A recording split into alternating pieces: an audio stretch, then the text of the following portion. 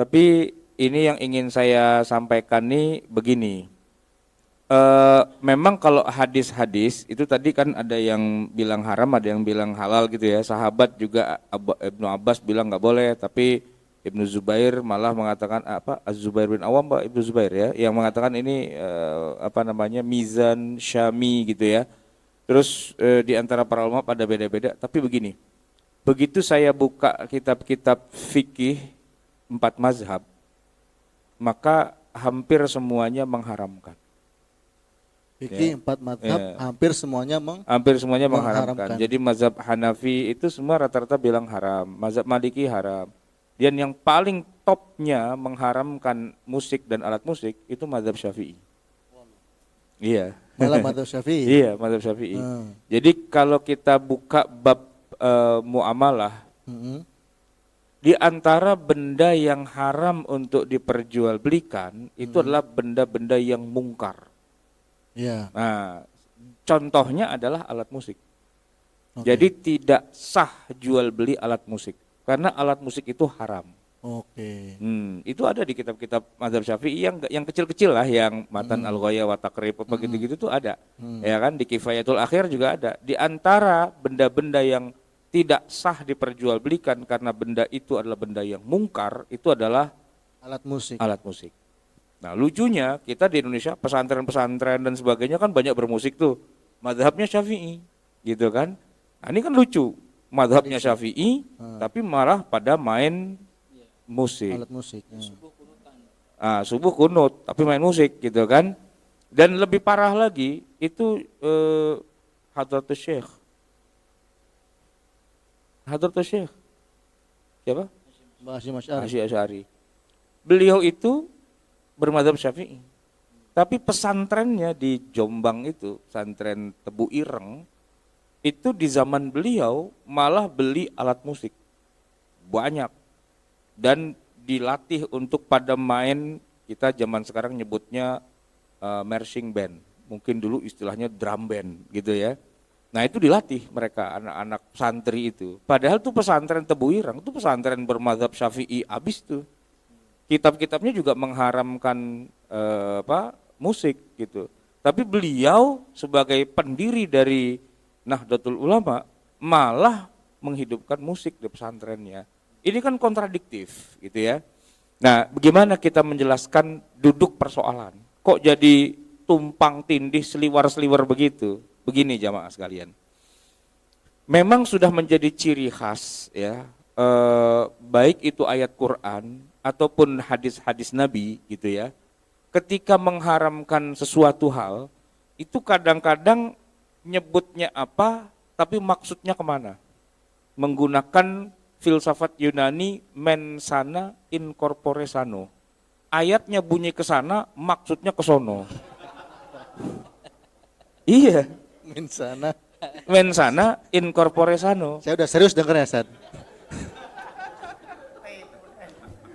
Contoh nih Pak, ketika Quran mengharamkan segala yang memabukkan, gitu ya, itu enggak menggunakan kata-kata hurrimat alaikumul muskirat, itu enggak begitu. Diharamkan semua yang memabukkan, enggak. Yang disebut malah khomer, gitu loh. Iya, khomer aja dia sebut, gitu kan. Padahal khomer itu cuman minuman Pak, gitu. Enggak ada khomer tuh dimakan, ditelan, disuntik, dihirup, enggak ada. Ya kan? Nah, tapi para ulama faham gitu. Walaupun menyebutnya ke sono gitu kan. Nah, tapi maksudnya ke sini. Maksudnya adalah segala yang memabukkan, yang haram itu bukan sebatas khomer doang. Khomer doang tuh Pak hanya terbuat dari kurma dan anggur yang diperas. Setelah 3 hari difermentasi, hari keempat itu jadi minuman yang memabukkan. Nah, kalau itu terbuat dari daun ganja yang dilinting, dibakar, diisep asapnya, itu bukan khomer. Pil ekstasi bukan khomer, gitu loh. Ya kan? Suntik apa tuh semua bukan khomer, karena khomer yang dimaksud di zaman Nabi sesuai dengan urf bahasa yang dikenal, itu yang minuman itu dan hanya sebatas dari kurma dan anggur. Kalau terbuat dari gandum saja sudah bukan khomer namanya. Tapi para ulama tuh ngerti gitu loh, bahwa walaupun yang disebut itu khomer, tapi yang kena tuh banyak. Karena diambil ilat keharamannya apa? Al-iskar, Al-iskar. mabuknya itu. Kan gitu ya. Jadi harus tahu ilat keharamannya itu apa sebenarnya. Nah, masuk kepada bab musik.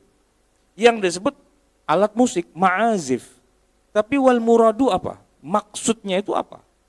Maksudnya bukan alat musiknya, lahwal hadis. Nah, itu kan dia gunakan istilah lahwal hadis yang sia-sia, yang memalingkan kita dari mengingat Allah. Betul. Kata-kata itu penting banget, Pak, karena itu salah, hampir semua orang salah memahaminya. Segala yang memalingkan kita dari mengingat Allah berarti haram. Bukan. Enggak. Ya kita kalau lagi asik naik motor emang ingat Allah. Ya enggak lah, ya kan? Kalau kita lagi asik dengan konser, enggak ingat Allah. Bukan itu yang dikatakan mengingat Allah itu. Jadi musik itu memalingkan kita dari zikrullah, bukan itu maksudnya. Tapi begini, ini realnya. Ntar dulu ambil napas dulu ya. Tahu Beethoven? Ya. Atau musik-musik klasik lah ya. Itu tidak pernah dimainkan kecuali dalam suasana orkestra. Yang terlibat di dalamnya itu bisa puluhan orang, 30, 40, 50 orang. Gitu kan? Jadi orang bermain musik itu tidak ada yang sendirian. Rame-rame. Dan main musik itu bukan kayak udah zaman pop ya. The Beatles itu bikin lagu 3 menit habis, 3 menit habis. Enggak. Di zaman dulu musik itu live, ya kan, unplugged, ya kan, rame-rame, mulain dari abis zuhur, selesai besok abis zuhur. Jadi kagak sholat, ya kan, kagak kerja, kagak ngapa-ngapain, di situ aja udah. Nah itu kalau kita zaman sekarang namanya konser, ya kan, konser. Tapi di masa itu disebutnya bukan konser, disebutnya yaitu musik gitu aja. Jadi kalau disebut musik itu maksudnya apa? Maksudnya lupa waktu, ya kan? Lupa kewajiban, lupa sholat, dan selalunya ada khomer, selalunya ada zina. Itu satu paket lengkap. Kalau nggak gitu namanya bukan musik, gitu, ya kan? Gini deh gini, ini bahasa kita sekarang. Mas punya hobi apa? Musik ya? Ha-ha. Suka ikut itu konser? Iya, saya suka ikut. Kalau ada apa namanya panggung, ya kan, panggung musik gitu. Nah itu Pak kalau datang ke panggung musik, misalnya siapa nih penyanyi dari Amerika datang ke Indonesia, taruhlah misalnya Metallica gitu kan. Pak kalau mau nonton Metallica itu datangnya dari pagi Pak, nggak bisa habis sholat maghrib baru datang, kagak dapat tempat di luar dapatnya, ya kan. Kalau mau nonton Metallica, walaupun Metallicanya ntar baru main jam 9 malam, tapi jam 7 pagi udah nongkrong di situ Pak. Nggak keluar-keluar. Kenapa? Karena ini konser. Orang datang tuh dari 3 hari, 4 hari sebelumnya untuk bisa kayak gitu. Walaupun saya belum pernah gitu ya, tapi teman-teman yang pada jago-jago musik itu kalau dia mau nonton ini di Singapura di mana itu datangnya berapa hari sebelumnya dan udah lupa segala sesuatu. Sholat kagak, ya kan? Apa kagak? Lalu aroma alkohol menyengat, lalu pada joget, pada apa dan sebagainya di situ. Jadi emang itu arena maksiat. Cuma zaman kan berubah. Lalu dikenallah yang namanya industri rekaman. Nah, musik itu sudah tidak live lagi. Kalau hari ini kita bilang musik, maka sudah yang terbayang di kepala kita bukan live lagi, bukan konser. Tapi musik tuh masuk ke dalam handphone kita, lalu bunyi dia, gitu kan? Dan lagu-lagu pop modern sekarang itu rata-rata cuma 5 menitan. Ketika Queen bikin lagu Bohemian Rhapsody 6 menit, itu aja produsernya udah nggak mau. Lagu kelamaan begitu, udah nggak zaman gitu kan. Coba dengerin lagunya Ummu Kalsum. Ya. Ummu Kalsum tuh intronya aja itu setengah jam. Lagunya Ummu Kalsum Ulidal Huda itu penyanyi Mesir. Itu dibilang kalau Ummu Kalsum nyanyi ya, Israel sama Mesir lagi perang itu berhenti. Semua pada nonton konsernya Ummu Kalsum. Itu intro satu lagu, itu setengah jam intronya. Nah, belum dia nyanyinya, gitu kan. Nah, itu sampai besok subuh juga belum selesai itu. Nah, kalau dibilang musik, maksudnya yang begitu itu. Di zaman dulu itu begitu. Nah, kalau sekarang musik itu jadi MP3, menjadi ringtone, menjadi bel pintu, itu musik juga. Kira-kira orang kalau bunyi pintu rumahnya itu, ting tong, dia jadi nggak sholat nggak tuh? Oh, enggak dong. kan? Enggak. Mabok nggak? Enggak. Berzina nggak? Enggak. Karena yang dimaksud musik di hari ini itu beda dengan musik di masa lalu, gitu loh. Jadi sama dengan begini. Nih saya kasih contoh. Main apa tuh namanya, kartu apa namanya, gaple apa remi gitu ya. Nggak usah pakai duit, bukan judi. Boleh apa enggak? Itu hadisnya, siapa yang main gaple masuk neraka. Hadisnya gitu, hadisnya bermain dengan nardashir itu dadu. Siapa yang main dadu masuk neraka. Bunyi hadisnya begitu. Sekarang saya tanya, boleh nggak kita main dadu? Ular tangga. Iya, ular tangga, terus ludo, terus halma, terus kan pakai dadu tuh, kocok-kocok gitu kan. Nah, saya tanya, kalau bunyi hadisnya siapa yang main dadu, yang main gaple masuk neraka. Gitu. Itu bunyinya. Tapi kira-kira apa yang kita pahami dari teks yang bunyinya kayak gitu? Maksudnya itu adalah judi, kan gitu. Karena di masa lalu judi itu selalu pakai gituan. Iya kan? Judi selalu pakai itu.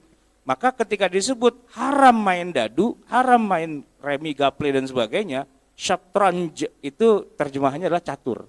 Siapa yang main catur masuk neraka. Ah, gitu loh. Itu hadisnya sahih, Pak. Bukhari juga itu. Jadi kalau kita pakai hadis secara pemahaman tekstual, masuk neraka semua kita. Main gaple, main dadu, ya kan semua gitu. Itu semua haram. Hah? Surga sepi banget. Surga sepi. Tapi ternyata yang dimaksud nih para ulama, hebatnya para ulama, tidak melihat teksnya, tapi melihat konteksnya. Apa yang dimaui oleh hadis itu sebenarnya, itu bisa difahami dengan akurat oleh para ulama. Tapi kalau yang bukan ulama, belajarnya cuma dari kamus bahasa Arab, syatron, catur, masuk neraka, oh haram, gitu kan. Gitu aja udah, gitu kan. Ma'azif musik, oh haram, berarti kan gitu kan. Nah, itu kelihatan kan antara awam dengan alim itu beda cara memandangnya. Kalau awam, haram, neraka, udah gitu aja. Terus karena dia juga awam juga, ya dia bikin aja fatwa di mana-mana, haram, itu hadisnya sahih, haram kan gitu kan. Orang baru hijrah, Pak, baru tumben belajar agama, dibilang haram. Ya haram udah. Ya kan gitu kan. Ilmunya kagak nyampe, Pak, gitu. Enggak sampai ilmunya. Ibaratnya tangki mobil 50 liter kapasitasnya, diisi cuma 5 liter.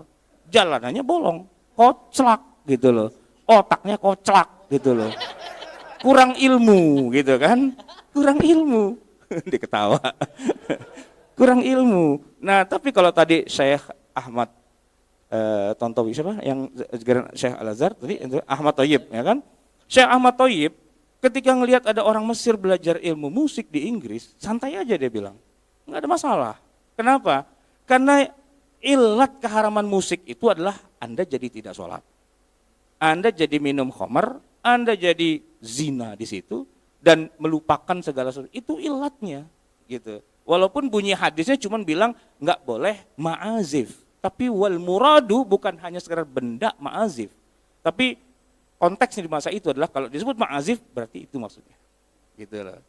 Nah, jadi kalau mau diterjemahin, yang diharamkan itu adalah nonton konser sampai kagak sholat, sampai kagak kerja, sampai enggak semua-semuanya gitu loh. Sampai berzina, sampai minum khamar dan sekalian gitu. Nah, cuman yang disebut cuman itunya doang. Yang disebut cuman ma'azifnya doang. Karena memang begitulah karakteristik dalil-dalil itu nyampenya memang kadang-kadang orang nggak paham maksudnya apa. Makanya lahwal hadis yang sia-sia. Ya gimana nggak sia-sia? Bayangin konser 24 jam kagak sholat kagak apa. Ya kan itu sia-sia. Tapi kalau kita dengerin lagu 5 menit mati selesai gitu kan. Ya kenapa kita jadi dibilang masuk neraka cuman gara-gara bel pintu kita bunyinya ting tong masuk neraka gitu kan. Ting tong masuk neraka gitu. Kalau nggak salah Lipia sekarang melakukan itu juga ya. Dulu kan kita kalau jam pertama ke jam kedua kan bunyi jaros. Tet. Sekarang katanya masuk neraka. Diganti dengan azan katanya. Allahu Akbar gitu kan. Apa itu? Ganti jam katanya gitu. Itu kan lebih bid'ah lagi kan sebenarnya kan. Lebih bid'ah lagi gitu. Ya karena terlalu tekstual. Dia nggak ngerti ilmu agama, tapi pengen jadi ulama gitu loh. Nafsu besar, tenaga kurang. Itu aja masalahnya. Jadi benar tuh ada apa ulama siapa muridnya Imam Malik ya yang mengatakan al hadis madallatun illa lil fuqaha.